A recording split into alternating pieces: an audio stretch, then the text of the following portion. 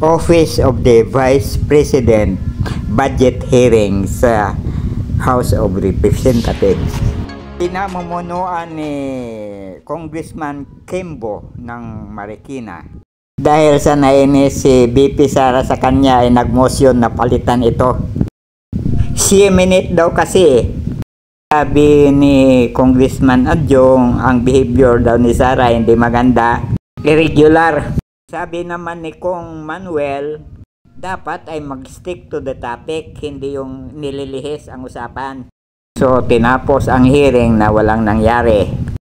Sa ikalawang pagdinig ay hindi dumalo si BP Sara at kahit na isa sa kanilang opisina ay walang dumalo sa hearing. Boycott ito, Madam Chair, sabi ni Congressman Franz Castro. Gusto ni Congressman Rodante Marcolita ay aprobahan na lang ang budget ng Office of the Vice President na 2,380,000,000 pesos na kinontan ni Congressman Paduano at muntik na silang magsuntukan kung hindi pumapagit na si Congressman Garin.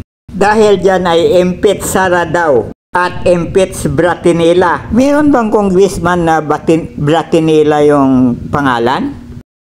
Taga saan distrito ba yan?